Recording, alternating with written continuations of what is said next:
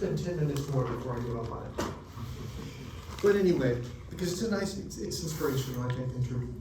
But I won't give it away until I maybe find it. So today, well, housekeeping first. So problem set. The homework on complex atoms is due tonight at 11:59 p.m.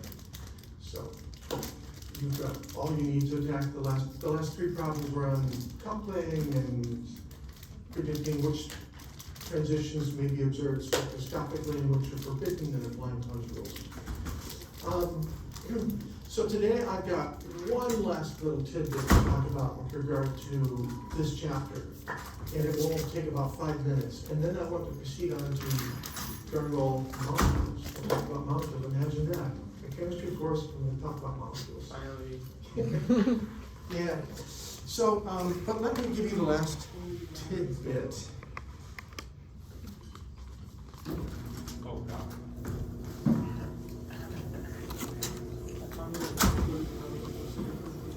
So while this is coming down, kind of what we've accomplished, one thing we've accomplished with regard to complex atoms is we've learned how to describe them. We've learned how to describe their stationary states. I don't think I've learned to use that term before. Have I said stationary state before? No. I don't think so. Anybody want to guess what it means? Is it like a ground state? Nucleus number? Or that Yeah, honey? that's a natural thing to think, but it's actually not what we mean. So, we've been solving Schrödinger's equation, the time-independent Schrödinger equation. Time's out of the picture. So, a stationary state is basically a time-independent wave function. Implicitly, we've been assuming that this state will, if we were to introduce time, it will persist forever. So we describe hydrogen atoms with the electrons, quantum numbers n, l, n sub l, n sub s, because that state will persist forever. Unless your hydrogen atom bumps into another hydrogen atom, okay, then the state may change. But if the hydrogen atom is isolated, it will persist forever in this state, a stationary state. Now, when I'm talking about a complex atom, and we have several electrons, I also want to describe their stationary states. That's what we're doing. We're thinking, what will the state of this complex atom be if this complex atom doesn't interact with something else, just hanging out in a vacuum, basically. That's not going to tell you a whole lot about chemistry. We'll tell you a lot about chemistry, but it won't tell you a lot about how molecules form, because atoms have to bump into each other. But still, to keep things neat now, we're talking about stationary states. So we have to ask, how can we describe this complex atom in a way that it describes a stationary state that persists? And one thing I demonstrated to you verbally was that the little n's and l's and n sub s's and n sub l's of each electron, those don't persist because the electrons interact with each other. They can get close to each other and do torques on each other and change each other's orbital angular momentum transiently in time, while the atom itself is isolated. So the stationary state of the complex atom is not well described by the individual little n and little l's. It just isn't. That's why we bothered with this coupling of angular momentum. So the total angular momentum, capital J, persists. It's a conserved quantum number for the stationary state of our atom. Capital L and capital S are almost preserved. Actually, not quite, but they're well enough preserved that we use them, at least for light atoms, to describe their states. We actually use the word term rather than state, because actually for each of these term symbols, there can be several states that correspond to the same term symbol. It can be n sub s, different n sub s values, but the same capital L, capital S, capital J. So I want to finish, so we've learned how to describe stationary states, really terms, of complex atoms. And that's useful then for thinking about all sorts of applications in chemistry and physics, and I've said lasers for one thing. That's why we bothered. What I want to do to finish off is to think about what is really conserved and what is really not. Sorry about the sound. What is conserved and what is not? So I introduced the sort of terminology, good quantum numbers, bad quantum numbers. Right? Bad quantum numbers are quantum numbers that act out. They just, They like this place. they're undisciplined, yeah. I'm just teasing you, of course that's not. We say bad quantum number if it's not a quantum number that describes a stationary state. So for a complex atom, little n and little l, they're bad quantum numbers. A good quantum number is one that describes a stationary state. It describes a quantity that does not change, that is conserved. Capital J, the total angular momentum is conserved, it's a good quantum number. What about capital S and capital L, and capital L? They would be conserved if there were no blank. Can anybody fill in the blank?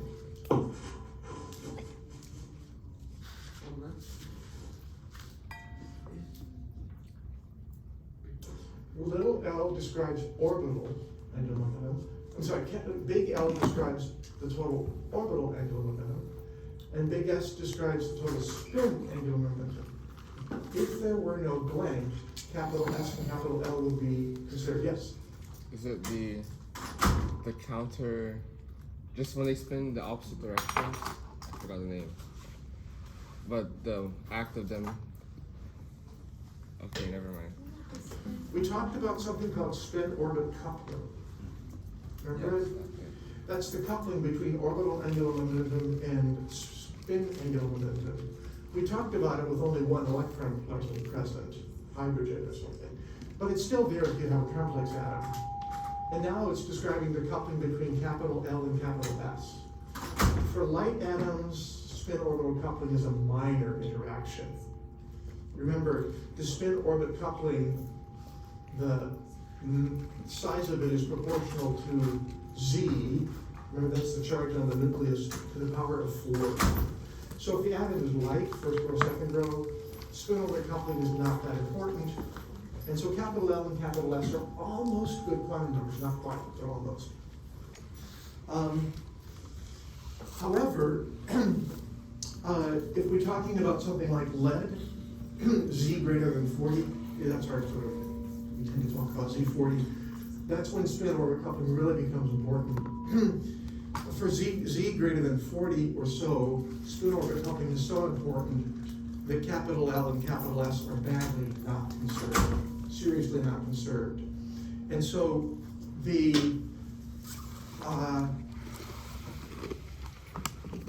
coupling scheme that we talked about, LS coupling, really doesn't serve anymore well to describe, to come up with a scheme for describing the states of atoms. And instead, we can use another kind of coupling where each little s and each little L is coupled to give a little j, and then the little j's are coupled to give a capital J.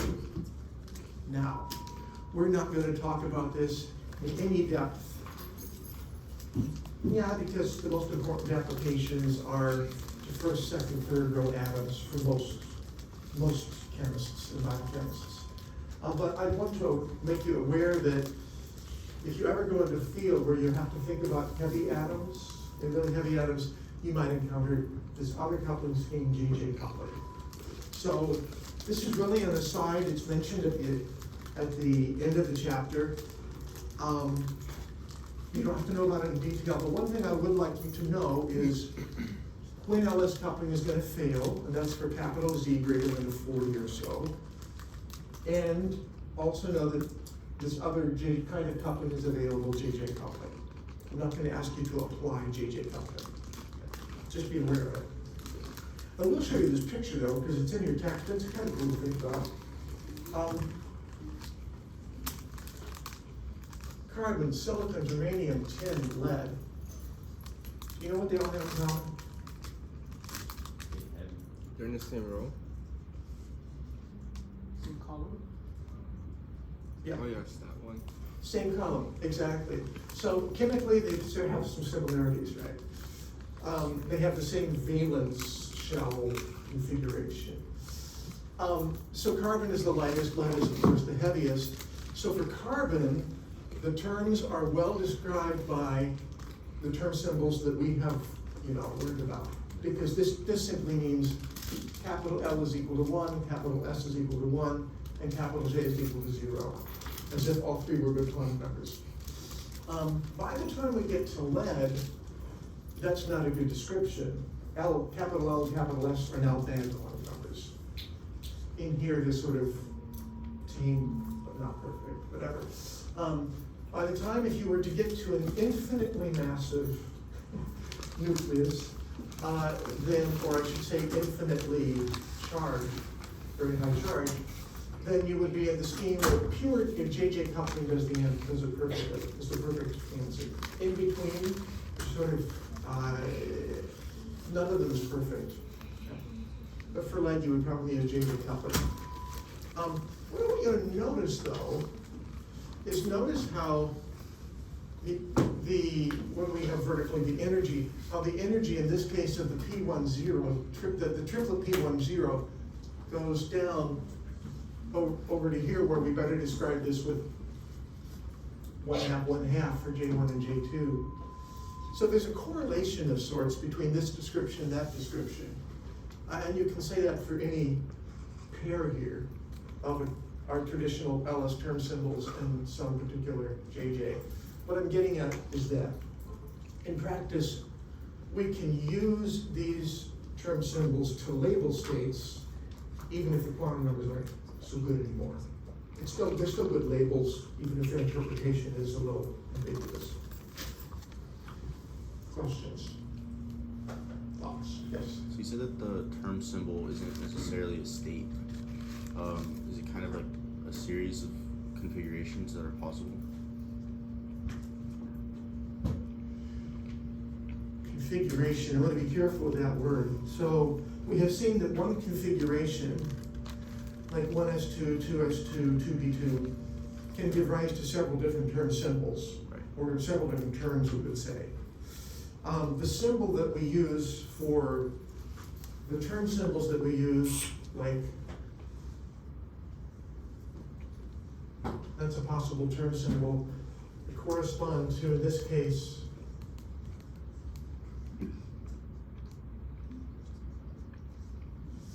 I'd be careful about using the word state. Because, for example, J is a vector that points in some direction, right? So if J is 2, it can be pointed like that, and there would be an M sub J is also equal to 2. Can you guys see that over there? Okay. Or we could have that, this would be M sub capital J equal 1, 0, -1, -2. These are all different states. So actually underlying this term symbol are these different states. Now they may be degenerate in energy. They may have different energies. But what I'm saying is the term is not the same as the state. It's kind of keeping track of the vector quantities. Yeah. Mm-hmm. Yeah. Good point, minor point, but very good point. And sometimes you'll have sets of states that are degenerate if you got an atom off in space with nothing around it, but if you place it in an electric field, now you can split the states apart. So that's called the Stark effect, but we're not gonna deal with it. Now is the last time to ask a question about atoms to compare with molecules. Any other atomic questions? Yes? Did you say for smaller atoms, less frequency, less than 40, we use the LS coupling to describe the energy levels as more accurate, and then when it's greater than 40, we use JJ formulae to describe the energy levels? That's a good, yeah. Or I guess another way to put that is that the individual J's are almost good quantum numbers, and you can come up with a capital J that's a good quantum number in this case. But the capital L and capital S would not be good quantum numbers over here. Okay. So yeah, Z of 40 is a semi-arbitrary cutoff, but what causes capital L and capital S to be not good is spin orbit coupling, which goes as the fourth power of Z to the power of 4. Other questions? Let's switch gears. So as we switch to molecules, today it's mainly going to be PowerPoint. It's just going to work fine. I'm going to go here. Whoops. Did I just kill it? I killed it. Well, how did I do that? That's okay.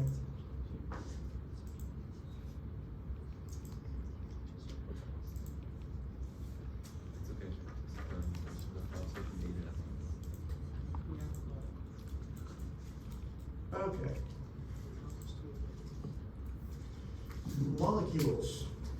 By the way, I updated these slides just before class. I just made them a little better. I updated them yesterday, but I didn't put up.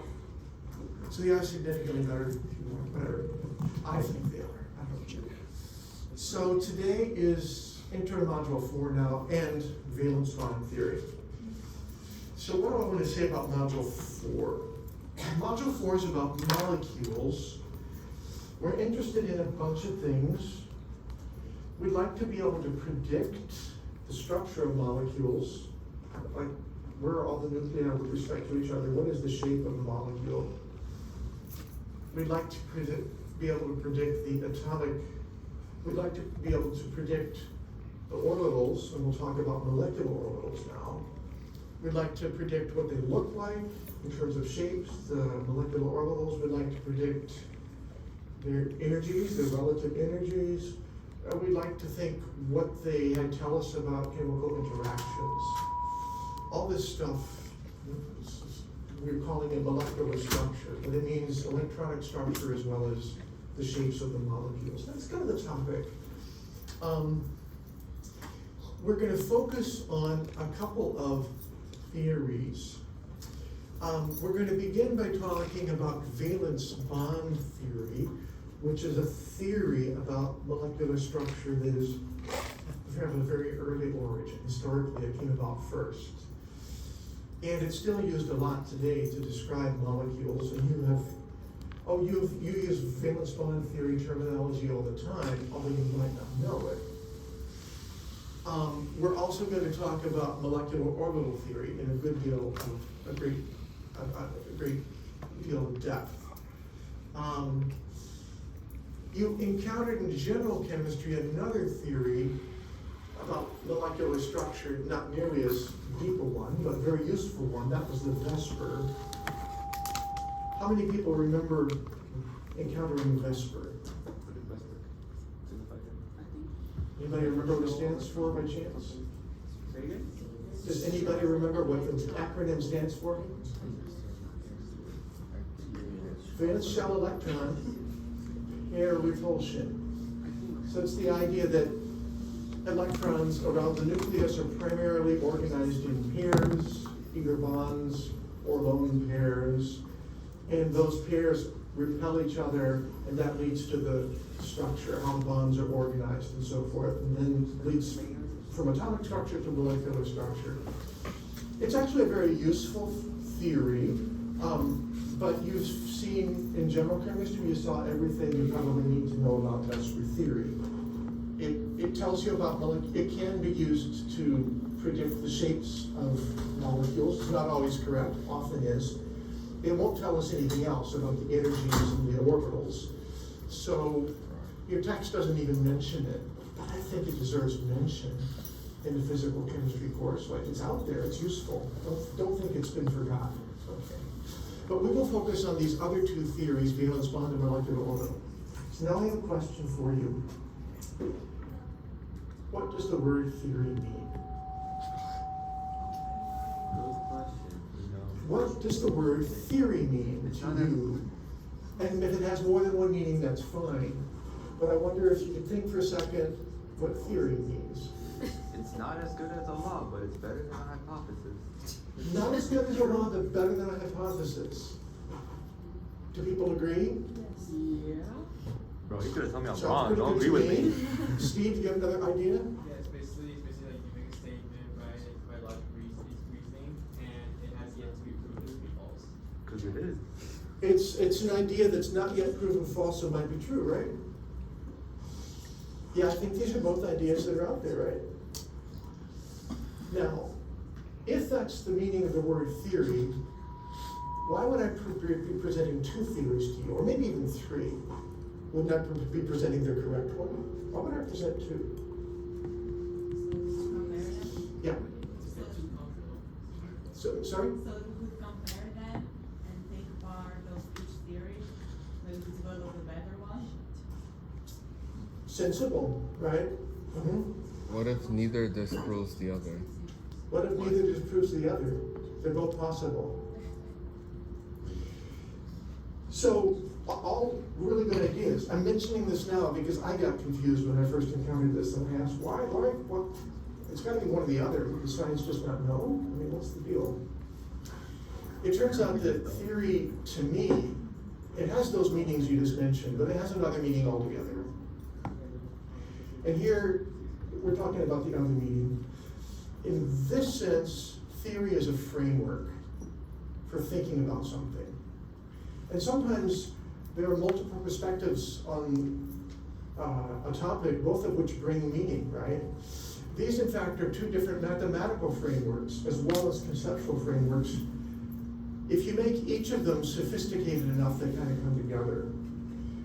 But at the sort of moderate level, they use different terminology, and yet they're both very useful ways to talk about molecules. Each has its own advantage. Each actually can be made perfectly correct with enough sophistication. So this word, theory in this context means perspective or framework, often a mathematical framework for thinking about something. Scientists use theory in that way all the time. Then the public, some journalist writes, the chemists have this molecular orbital theory. They don't know if it's right or wrong. It's just a theory. They totally misuse the word theory. This especially occurs with things like Darwin's theory. We talk about all the time. We use the word theory not because it's not well accepted. It's because it's a framework. Anyway, enough of that. So we're looking at a couple perspectives on molecules. And I wanted today just focus on the valence bond stuff. It's older. It's going to be less mathematically well-founded as I present it, but the ideas will be familiar. We will spend more of our time in the chapter with molecular orbital theory, but we're going to begin with the older one. In a way, it's unfortunate because this one, molecular orbital theory, is the one that connects directly in terms of math with everything we've done so far. We'll talk about Hamiltonians, we'll set up Schrodinger's equation, we'll try to solve it, blah, blah, blah. Whereas with valence bond theory, we won't really make that connection so well. I can make it a little bit. Okay. So today is about valence bond theory. And the theory, I think, or VBT, right? I think it'll sound familiar. This in words is what it is. A chemical bond is conceived of as a pair of electrons that are shared by atoms. That's a chemical bond. They're shared electrons. It's two of them, right? It's a pair. Is that something you learned early in chemistry? Yes. Right. You were learning valence bond theory. We wouldn't quite say that in molecular orbital theory, quite.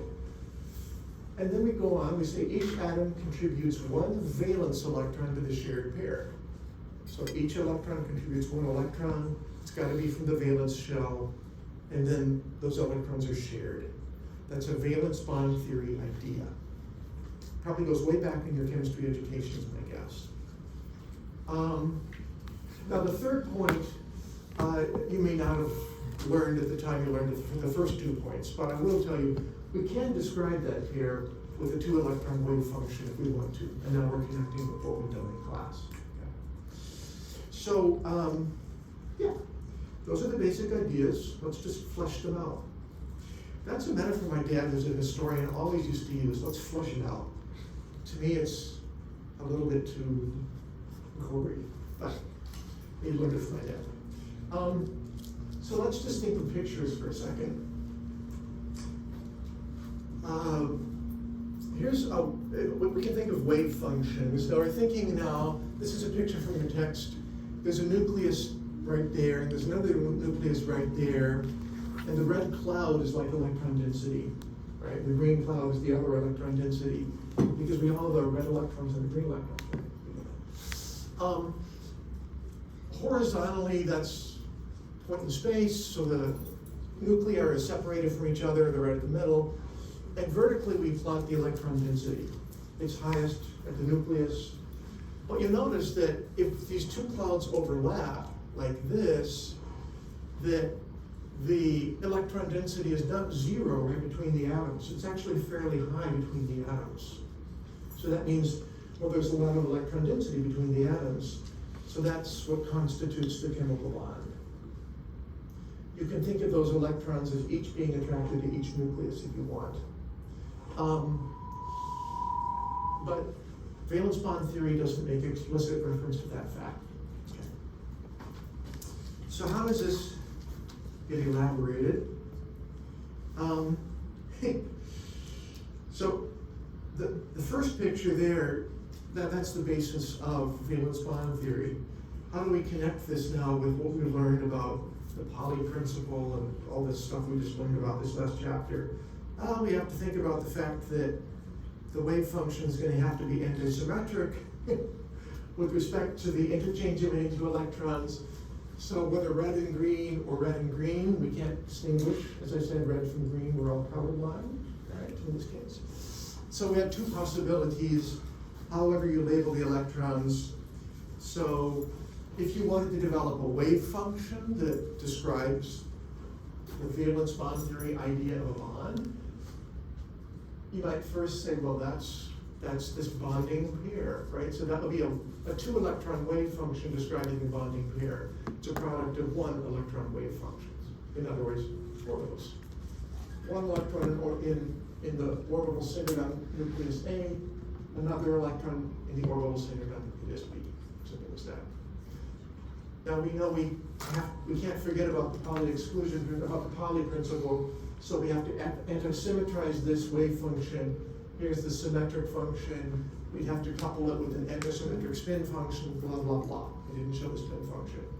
But now we can connect the valence bond idea back to what we learned about last chapter. Okay. So, the main points are, notice this is a two-electron wave function. That's kind of obvious. A and B are orbitals. The result is a sigma bond. We say sigma because it describes the symmetry of the bond. There's a high electron density right along the line segment joining the two nuclei. Or we can also say the electron density has cylindrical symmetry about the internuclear axis, which it will. So that's a sigma bond. And so notice the word sigma now, we used it in a lot of different circumstances. We used it to describe a spin function, right? A two-electron spin function, sigma plus and sigma minus. But now we're using sigma to describe a bond, a kind of bond that has a particular symmetry. So you all learned about sigma bonds back in general chemistry, right? Sigma bonds and pi bonds. I'm going to skip over the next slide because I have regrets about it. I think it gets too mathematical, but it's there for you to look at if you want. It says skip. Hey, yup, hey. Whoa. I'm going to give you the essence of that slide in words in a second. So here we've got an H2 sigma bond, right? So it corresponds to a two-electron wave function. Here's the spatial part. We have electron 1 in the 1s orbital that is centered on nucleus A, electron 2 in the 1s orbital centered on nucleus B. We can't really say which electron is on which nucleus, so we have to form this symmetric combination of them. And if we're going to do so, we'd have to couple that with this spin function that's antisymmetric to give a total wave function that includes spatial and spin.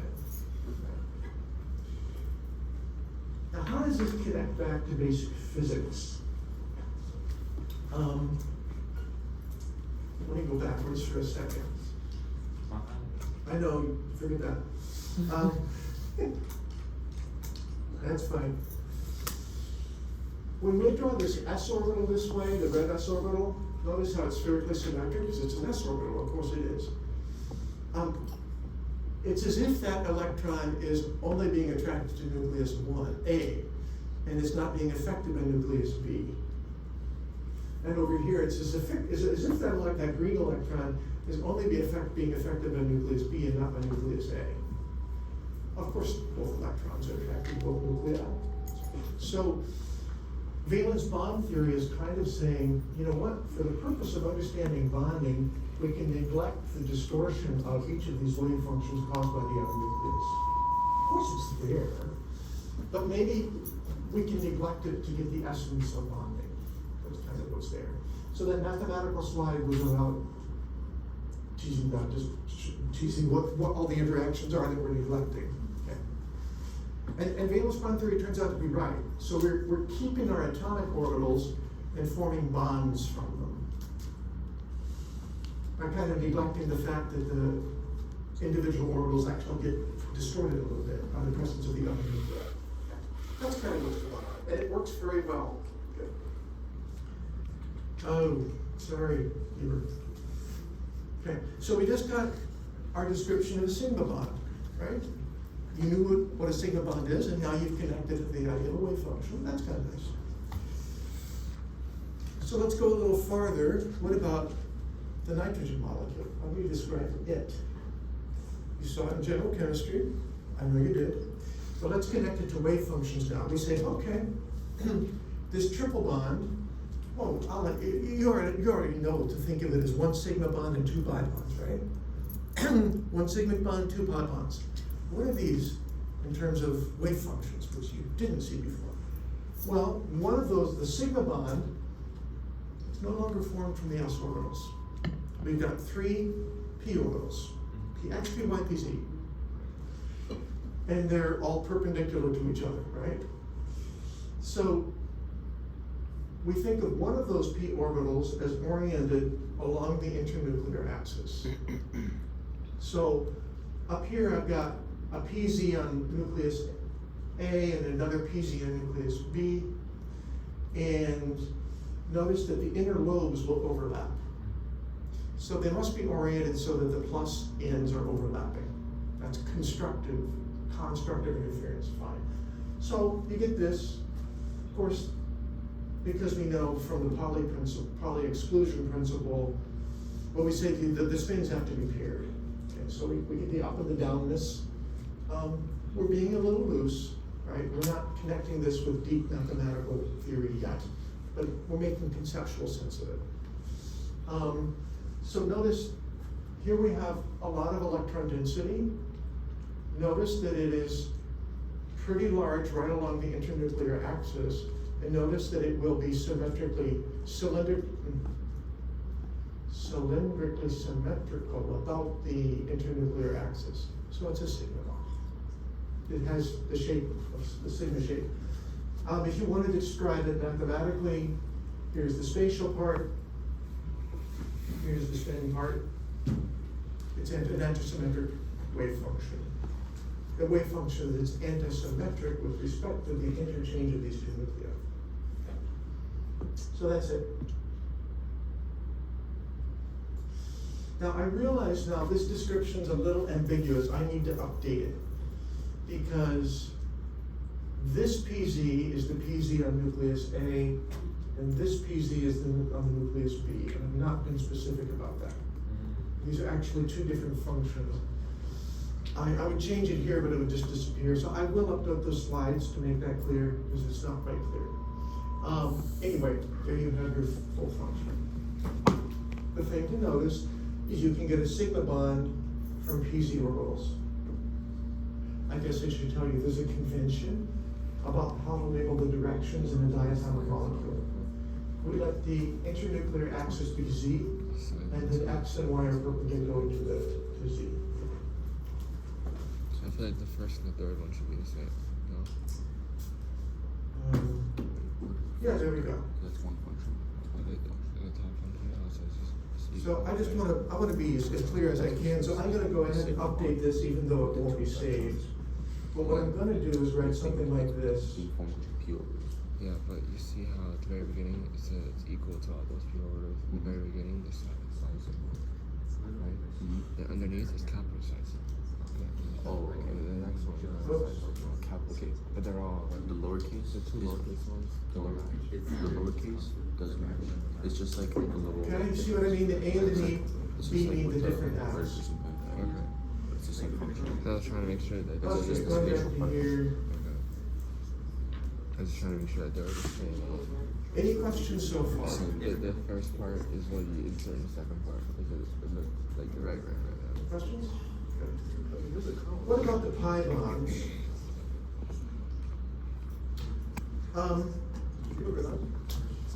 Because ignore that for a second, just look at this. We think of the px orbitals in this way as being up and down, perpendicular to the internuclear axis. So the internuclear axis is right there. And you'll notice there's a nodal plane that contains the internuclear axis. You'll notice that there is no electron density in that nodal plane. That means there's not going to be any electron density from this overlap along the internuclear axis. Won't be there. Where is there electron density? It's where the nodes overlap constructively. That's on top and on bottom. So on top we have an electron, so this corresponds to the two p orbitals, each of which has one electron. So you get a pair of electrons that are shared, and this is the wave function that will describe it. That should be pxa, and that should be pxb. We call this a pi bond because the electron density of the bond is high above and below the axis, but not along the axis. I call this psi pi x. There will, of course, be a corresponding pi bond that can be formed from the py orbitals. And I guess there's one thing I should have put in here, and that's the idea that nitrogen, the nitrogen atom,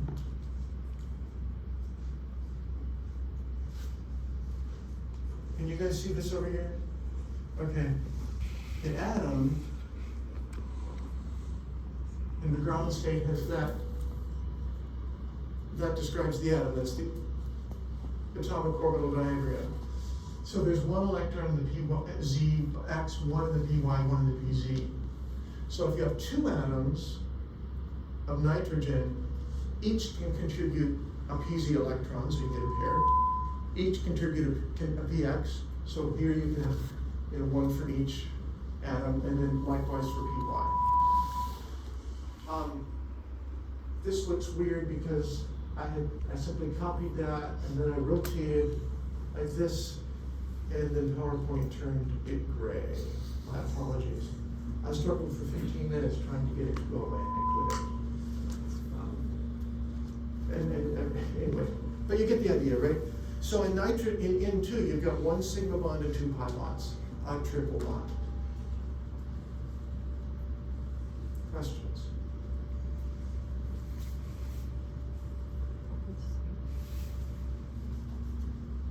Yeah. The electrons next to each other have the same spin. So you're gonna have to think of the other nitrogen. This is not something to worry about. You're gonna have to think of those as the opposite spins. Okay. So, this is just thrown out there as a factoid, right?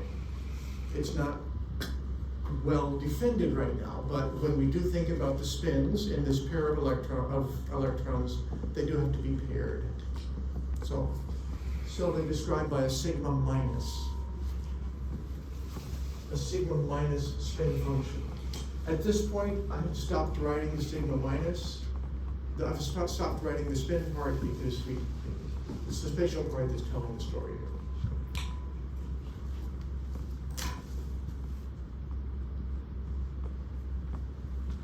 That is the basics. And from here, I will go into the concept of hybridization. So any questions about the basics? No? Okay. I don't think the idea of a bond being formed by the sharing of electrons, that's not new, that's ancient to you.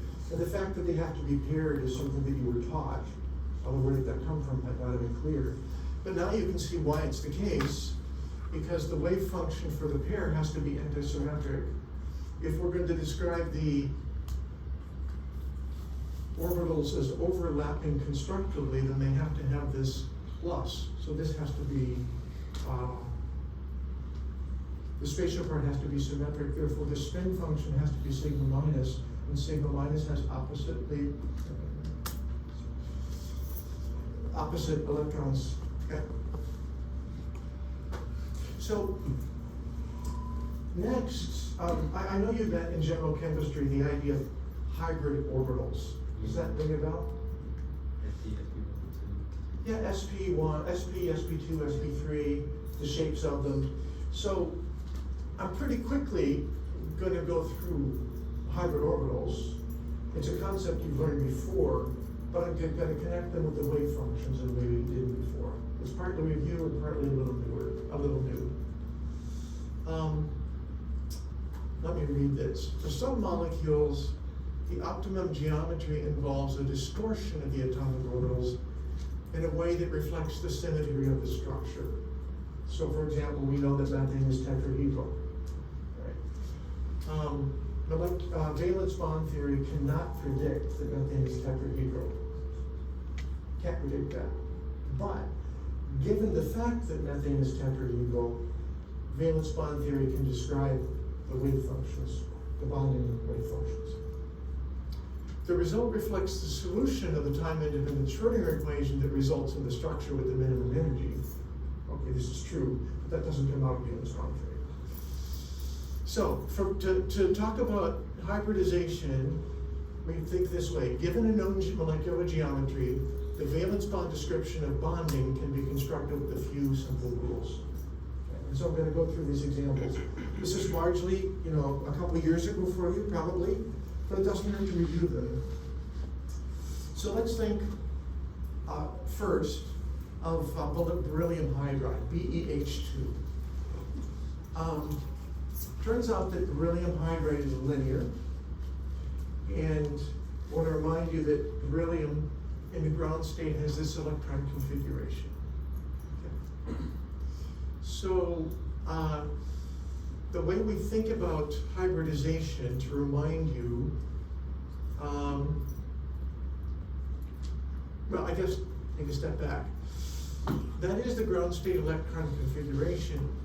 However, these electrons in a closed shell cannot contribute to bonding. They have to be single electrons in a half-filled shell. That's not going to work. So what we say, and this is just presented as a factoid in general chemistry. I'll remind you of that factoid. Let me see if there's something else for this that didn't show up. Okay, it's like this. We say that we form hybrid orbitals, sp orbitals. And how do we think about hybridization occurring? We say, well, we start with the ground state of the atom, beryllium. We promote one of the electrons from the 1s, the 2s to the 2p. That gives you this. And then we hybridize these. So we get some orbital that has 2 electrons and it's intermediate in energy between the 2p and the 2s. And here it is.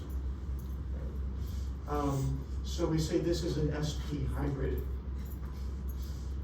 Now, when this is presented to sort of new chemistry students in general chemistry, it's presented as an ordered process. First we promote, and then we hybridize.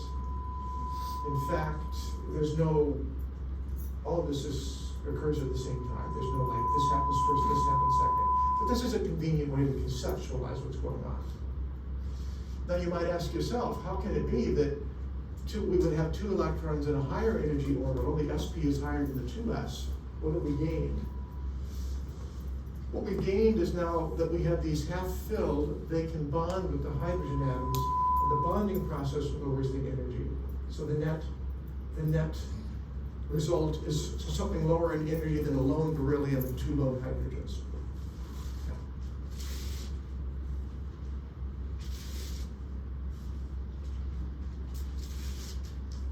That's how we conceive of it. Now, you might wonder what these hybrid orbitals are. It turns out that there are 2 of them. You need 2 hybrid orbitals on beryllium. One bonds with one hydrogen, one bonds with the other hydrogen. And these are the definitions of the 2.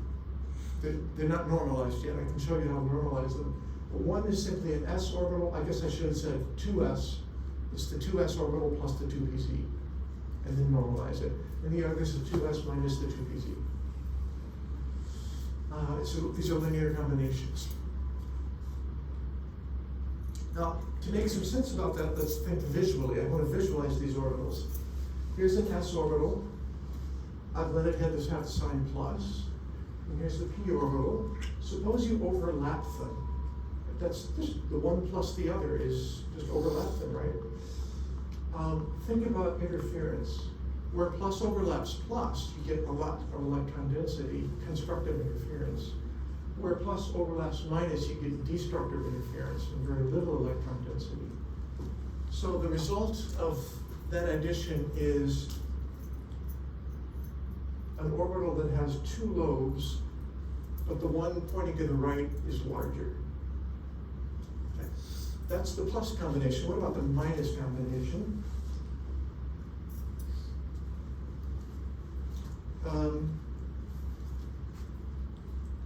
Oh, I drew that out somehow. Oh yeah. If I'm subtracting this, the minus n becomes plus and the plus n becomes minus. So subtracting this is like adding the reverse orbital. So you get these overlap this way.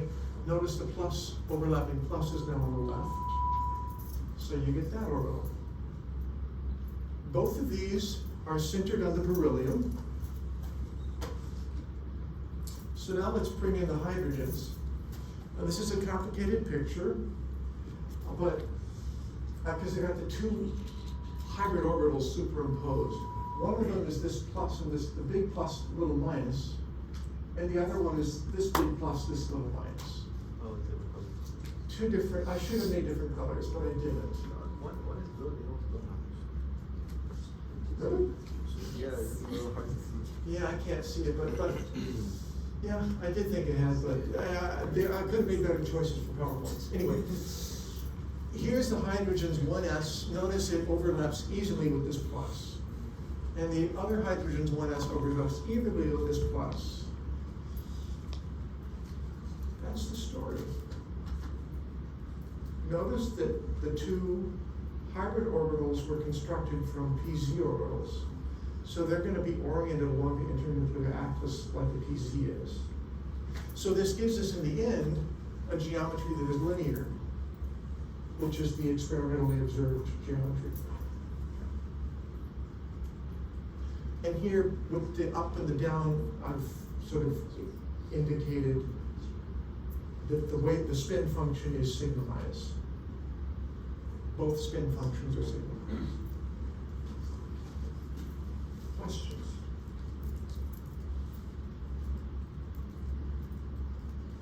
Is this like, is this totally clear? Is it interesting? Sort of. So you've seen hybridization and promotion. You've seen hybridization, which you've seen before. But I've connected it a little, probably with some other ideas that you haven't quite seen before. This idea generalizes. I'll go through a couple other examples. Oops. Oops. So we have two sigma bonds. They rock.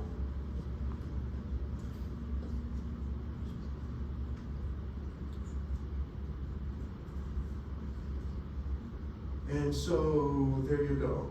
So actually, one of these orbitals, I guess it's hard to say which one. This is, okay, this would be the right-hand. Yeah, the right-hand one is formed from the S atom on the on hydrogen A and hybrid orbital 1. And here I made the spatial, symmetric spatial function and the antisymmetric spin function. So this now is the full wave function description of the sigma bond on the right-hand side.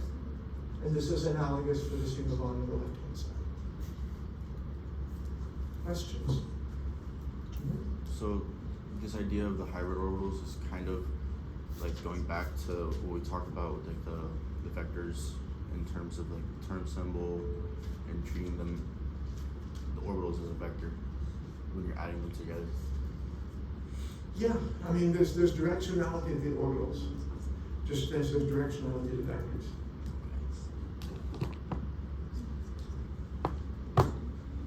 Now, I want to demonstrate to you that H1 and H2 are orthogonal to each other. They have to be because the orbitals that we construct that are centered on one particular atom, in this case beryllium, need to constitute an orthonormal set. So they need to be normalized and they need to be orthogonal. That's important. So I'm going to show you in this case that they are. It says the two functions have to be orthonormal. So H1 and H2 have to be orthogonal. That means this integral has to be 0. Let's see if it is. So I have put in the definition of H1, it's S plus PZ. And the definition of H2, that's S minus PZ. Let's just multiply out those binomials.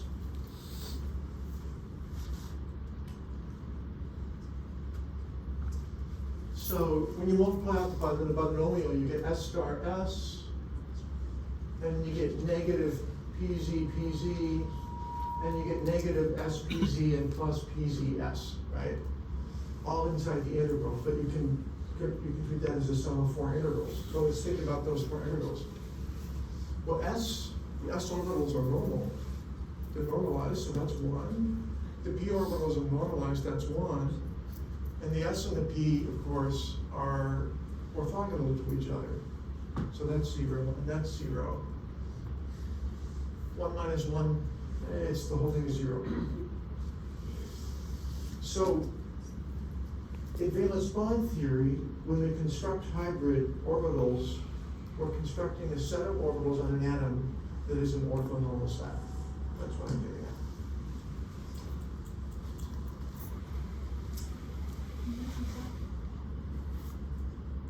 Oh, it is a common error to do this. This is a common error. You see it especially in general chemistry.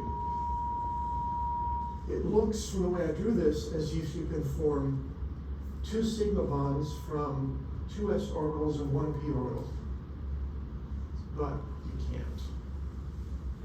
You can't because there's only 1 electron in the sigma bond and 1 electron here and 1 electron here. You cannot do that, just to be clear. You have to draw the picture like I did in the previous slide, where you have the 2 p orbitals. 1 orbital is half filled, right? Once you've seen that, you can go to higher hybridization. So for example, BH3. The boron has 3 valence electrons, but in the ground state, 2 fill up an s orbital. So we cannot construct hybrids from that. It's known, by the way, that the geometry of BH3 is 120 degrees, like you see.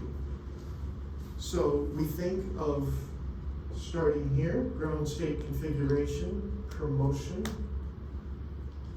and then hybridizing. I drew that wrong, okay? I see now.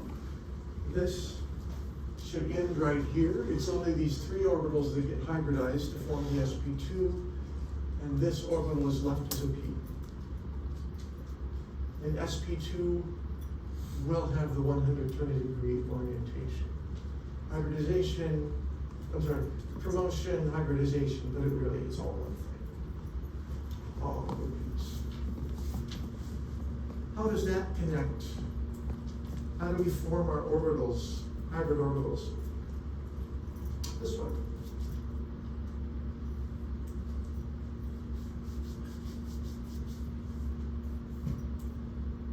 Those are our three orbitals. I've drawn the shapes that come out of summing things in this way. At this time, obviously, y is now thought of as the horizontal axis.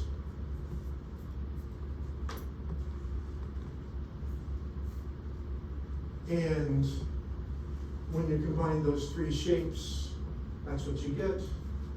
There's one orbital, there's another orbital, and the hydrogens can form sigma bonds with the larger lobes, with the larger lobe of each orbital. So you end up with three sigma bonds. I'm not going to draw out the wave functions anymore. You can imagine what they would be. These three are mutually orthogonal. You can prove it. I've shown you how it's done. You can do it yourself. The bond angle turns out to be 120 degrees.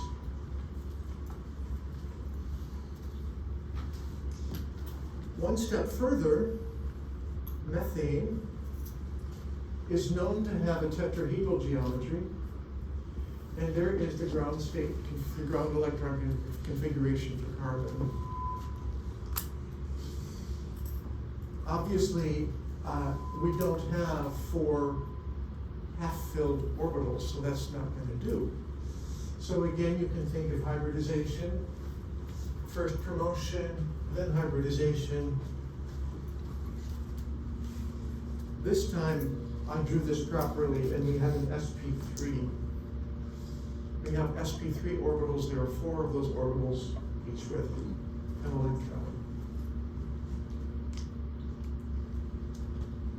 This is how they get defined. It's a little hard to draw them now. I think I grabbed a picture from the book. It's very hard.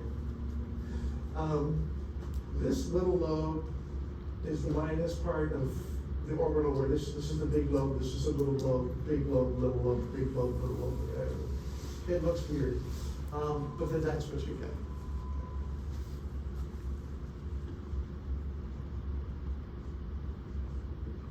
Questions? One step farther. What if you got a lone pair? So nitrogen got a lone pair. And we know that the geometry of ammonia is, you can measure those bond angles, they're 107 degrees. Pure tetrahedral will be 109.47. So this is pretty close to tetrahedral. So valence bond theory, you can tweak it to really do the 107 degrees thing, but let's just assume the 109 is what pertains right now. We need sp3 hybrids. How do we think about this? Oops. So here's nitrogen, ground electron configuration. There you go. We need to form 3 bonds. So what are we going to do? We're going to hybridize all of these. We need 3 bonds, but we only need, we need tetrahedral geometry. sp3 by definition means tetrahedral. Notice there was no promotion step, just a hybridization step, which gives us sp3 because we start with 1 s orbital and 3 p orbitals, so we get sp3. And now we fill them up with our 5 electrons, and there's 1 pair, that's the lone pair. And these are the 3 bonding electrons, and the angles will be the tetrahedral angles. So I guess in your scheme, You need to separate out the ideas of promotion and hybridization. You don't necessarily need to promote. Sometimes you do, but sometimes you don't. And even if you do, it's all one thing. It's not like, in terms of time, one happens, then the other happens. So we can describe, it would be a good thing for you to think about water and see in your own mind what the hybridization would be from water. Because water has 2 lone pairs on the oxygen. Continue.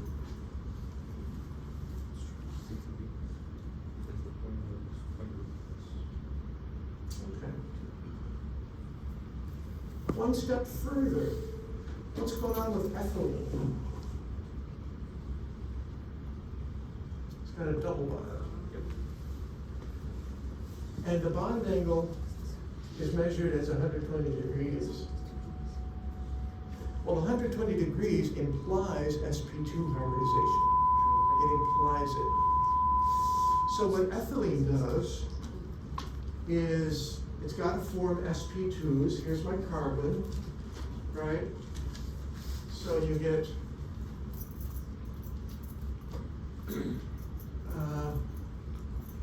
so you have to promote, but because you then have, after promotion, you have 1 electron in the 2s orbital, and you have 1 electron in each of the 2p orbitals. So you might initially say, well, let's hybridize them all to make an sp3. But if you did that, that would imply a 109 degree tetrahedral angle, so that's wrong. Instead, because that's 120 degrees, you have to combine 2 of the p's with 1 of the s's, sp2, and you're left with a half-filled p. Well, that's perfect, because we can use each of these to form a sigma bond. One of those sigma bonds is with the other carbon, and the 2 other sigma bonds are with the hydrogens on a given carbon. Then each carbon has a p orbital left, and so we can use those p orbitals to form a pi bond. So that's how we get the double bond and the 3 sigma bonds out of the hybridization scheme. Oh, there we go. Now you see it, right? This focuses just on the pi bond part.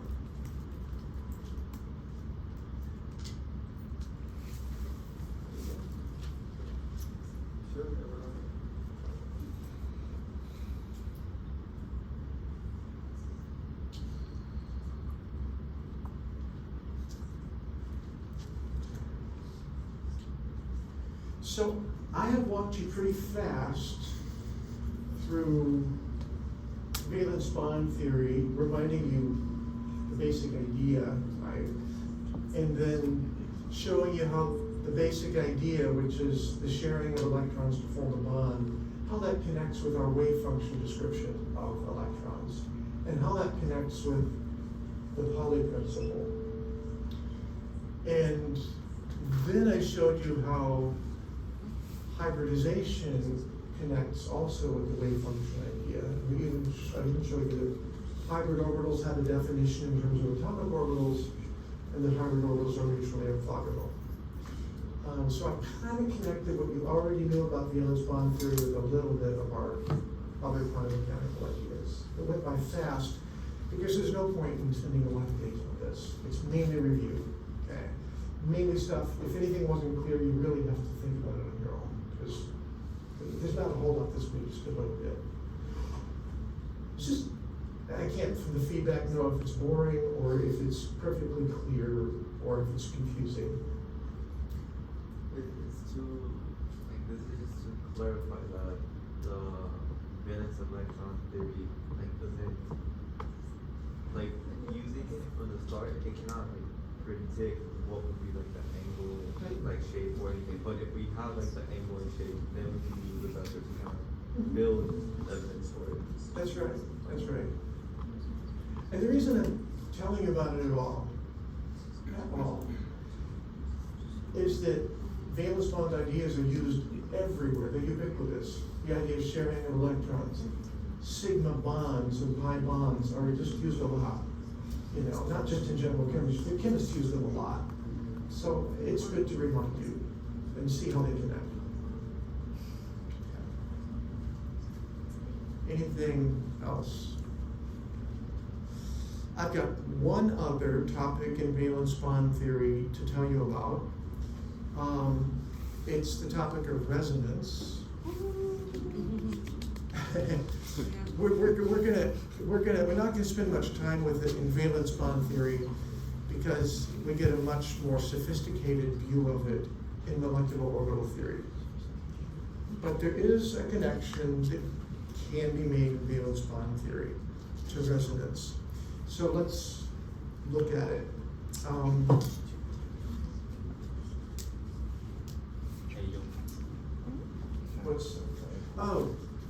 The acetylene is similar, but there are 2 pi bonds because it's a triple bond, fine.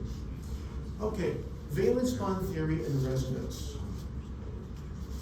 So, you know from organic chemistry that, and maybe even from earlier, that we can write these, you can write benzene as a structure like this, a calculate structure, but you can, or Lewis structure, but you can also write like this, where you've moved where the double bonds around, right?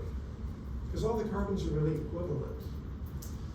And you probably learned that sometimes people will just write sort of dotted lines around the entire of the interior to convey that all the bonds are the same, and they're intermediate in strength between single and double. And then we said they're actually especially stable, and that's because of resonance and aromaticity, really, in this case. So we talked about, so you learned that you can write these 2 structures, each is called a resonance structure, and you need both structures to describe benzene properly, both resonance structures. And sometimes you use this as a scantive form. So you might ask, how can we express this mathematically using orbitals? And valence bond theory has a way to do that. So I want to tell you about it. It's a little harder to talk about for benzene, or it's just not so clear, so I'm going to talk about HCl, and then we'll come back to benzene.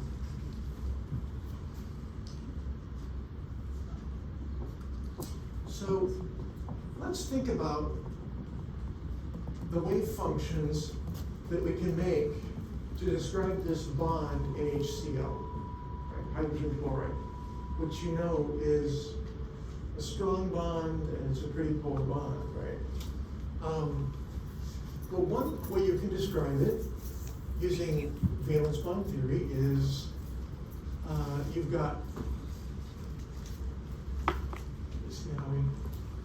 so in square brackets right here, okay, so you've got, you can say electron 1 is in the 1s orbital on H, and electron 2 is in the 2p orbital on chlorine. Look at it that way. Right? So chlorine has, if you think of chlorine, it's got its valence, it's got the 2p5, 5 electrons in the p. Right? So 2 of those, the px is full, the py is full, but the pz is half filled. One of them is half filled. Only that half filled one can be used for making a bond in valence bond theory. So this is the half filled orbital, p orbital on chlorine, interacting with the 1s orbital on hydrogen. That's the description. The hydrogen contributes 1 electron, the p orbital on chlorine contributes the other electron. You've got a pair of electrons. You say that the spins are the sigma minus, and there you go. Okay, so visually, that's kind of what it looks like. That's fine. Now this implies, because the implication is that each atom is contributing 1 electron. That kind of implies covalent idea. 1 electron from each atom, that's a covalent idea. It's a very polar bond. But I'll describe that wave function as psi HCl. We can form another wave function where we think differently. Let's think of both electrons as being on the chlorine, so to speak, and no electron at all as being on the hydrogen. In other words, completely ionic bond where the hydrogen is completely donated its electron to the chlorine. What would that look like? That would be like saying, well, the chlorine p orbital must now contain 2 electrons. Chlorine is filled and we've got an anionic bond. This would look this way, right? 1 electron, electrons 1 and 2 are both in the p, in the chlorine p orbital. This is a symmetric function coupled with an antisymmetric spin function. This would be an ionic, this wave function we can describe as H plus Cl minus. Now for a polar bond, you're somewhere in between. How do we describe that mathematically using wave functions? Well, we simply say, well, truth is a combination of something times the psi HCl plus something else times psi H plus Cl minus. And you simply, for psi HCl, you substitute that. And for this one, you substitute that. It looks complicated, that's what it is. So we say that the truth is, reality is in between. We can only write 2 Lewis structures. It's got to be one or the other, right? It's got to be a Lewis structure. It has to be the electrons are both on the chlorine, or there's 1 on the chlorine and 1 on the hydrogen, right? And truth is somewhere in between. You have to. So this is really a resonance structure. Same idea. 1 plus something plus the other. Okay. And the lambda is just an adjustable parameter. You adjust it to whatever you measure. Is it how polar is the bond? So we call this a hybrid orbital, and in particular we call it a resonance hybrid. So, I guess the take-home lesson is that the idea of resonance can be described with valence bond theory. Questions about that? So we like using this reasoning, we just assume that two electrons and given for like 2 different atoms, like they would always make like a covalent like relationship. But as we kind of determine like what I guess ideal relationship the 2 atoms would have, we start like adjusting the equation to make it I guess like more so like an ionic. Yeah, polar is a better word in this case. So, I don't know of people who push this very far. I don't know of people who get very quantitative like that about this. But if you want to combine the idea of resonance with the valence bond ideas of sharing electrons, you kind of need that. This lets you get there conceptually. Don't take it very far because molecular orbital theory is going to give you a much better sense. Now, if I wanted to describe this resonance, you would have to have a wave function A that describes that structure and a wave function B that describes that structure, and you'd say the actual wave function is a resonance hybrid. The contributions will be equivalent from the 2 sides. That's why there's no lambda. Lambda's 1. You'd have to normalize the whole thing. This is unnormalized. So this describes that. So I have said everything I'm going to say about valence bond theory. And take a look at it. We're going to spend most of our time in this chapter on molecular orbital theory. The key concepts are each atom contributes 1 orbital to make a bond. That orbital has to be half filled. Bonds can be sigma or pi, depending on the symmetry, or sigma or pi, sigma or p for F from S or P orbitals in the symmetry. We can construct new basis sets, and we can construct hybrid orbitals to describe the geometries that are observed. And you saw how to do that. And then the last idea was the resonance hybrid. That's it. On exam 2 will be everything from the middle of, from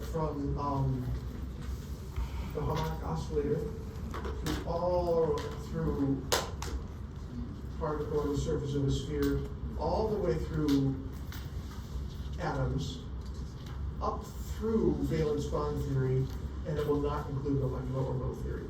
We'll talk about molecular orbital theory next week, but it will not be in the exam. I'm gonna put up a problem set on Taylor's drawing theory that will be due next Friday, so you have a chance to look at it, gotten feedback. And yeah, that's what the examples are. Yeah. Oh my gosh, I forgot about the quiz. Yeah, I gotta put a quiz together. Thank you for reminding me.